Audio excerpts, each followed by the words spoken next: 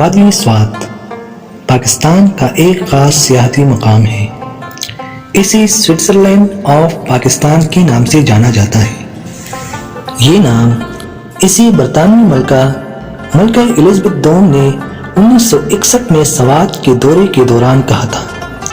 سوات کو مشرق کا سوئٹزرلینڈ بھی کہا جاتا ہے، جس کی وجہ یہ تھی کہ وادی سوات سوئٹزرلینڈ کے ساتھ قدرتی خوبصورتی میں نظارے کی مماثلت رکھتی ہے۔ مزید برآں وادی سوات میں خوشگوار موسم ہوتا ہے اور اسی وجہ سے مقامی اور سیاح اس کو زمین کی جنت کہتے ہیں۔ اس کی ایک قدیم تہذیب کی تاریخ ہے اور اس میں سے خوبصورت مناظر جو آپ دیکھ سکتے ہیں، وادی سوات کی تاریخ قریب 2000 سال قبل کی ہے۔ یہ ادیانہ کے نام سے جانا جاتا تھا اور بعد میں اس نام کو تبدیل کر کے سواتسٹو کر دیا گیا۔ زندگی گزارنے کے لیے یہ وادی انتہائی پرامن علاقہ تھا۔ طاقت کے کھیل کی وجہ سے وادی میں خلل پڑا اور اسے غزنی کے محمود نے سب سے پہلے فتح کیا۔ زمینوں کی حصول کا رواج جاری رہا اور اس کے بعد وادی سوات کو یوسف زئی نے اپنے قبضے میں لے لیا۔ 19ویں صدی کے زمانے میں وادی سوات اخند صاحب کے ماتحت تھا، جو اسلامی قانون پر یقین رکھتے تھے۔ اس وقت وادی سوات کی معیشت زراعت کی وجہ سے فروغ پذیر ہوئی اور یہ کاروبار کے لیے ایک اہم تجارتی شعبے میں سے ایک بن گیا۔ وادی سوات کی آبادی 12,57,602 کے لگ بھگ ہے اور ان میں متعدد ثقافتی گروہ آباد ہیں، جس میں سب سے زیادہ نمایاں افراد پختون، یوسف زئی، کوہستانی، گجر اور آوان ہیں۔ وادی سوات کو منی سوئٹزرلینڈ کے نام سے جانا جاتا ہے۔ اس کے مناظر قدرتی خوبصورتی کا منہ بولتا ثبوت ہے اور یہ ایک انتہائی دیکھنے والے علاقوں میں سے ایک ہے اور سیاحت کی ایک بڑی صنعت بھی ہے۔ وادی سوات بہت ہی خوبصورت، دلکش اور دل کو چھونے والے علاقوں پر مشتمل ہے۔ وادی سوات دنیا میں بدھسٹوں کی تعلیم اور تقوی کی مقدس سرزمین کے نام سے بھی مشہور ہے۔ یہ گوتم بدھ یاترا کا ایک بڑا مرکز تھا۔ ابتدائی زمانے میں یہ کہا گیا تھا کہ گوتم بدھ اپنے آخری اوتار کے عمل میں خود سوات آئے تھے اور انہوں نے امن اور ہم آہنگی کی تعلیم کو عام کیا تھا۔ اسے بدھ مذہب کا گہوارہ کا نام بھی دیا گیا۔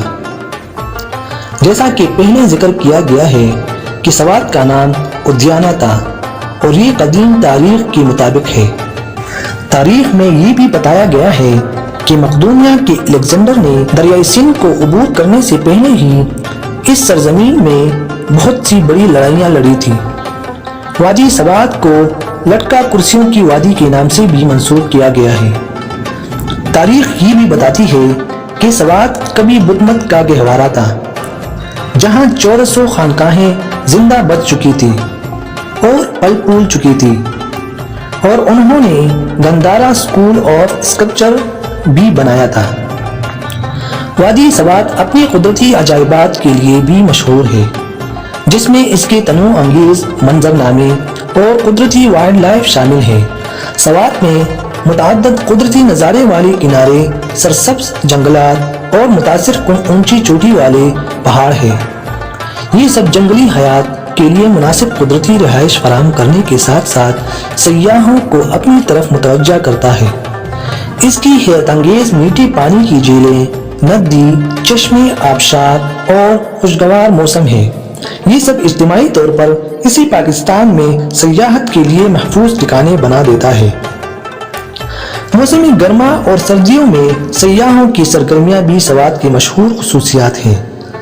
موسم گرما میں سوات پیدل سفر، trekking, zip lining, chair lift, cable car سواری، عام تعطیل سازی اور سہاگ رات کے سفر کے لیے مشہور ہے۔ موسم سرما میں سوات میں کھیلوں کی سرگرمیاں اسے پاکستان کی سب سے مشہور اور لطف اٹھانے والی سیاحت کی منزل بناتی ہے۔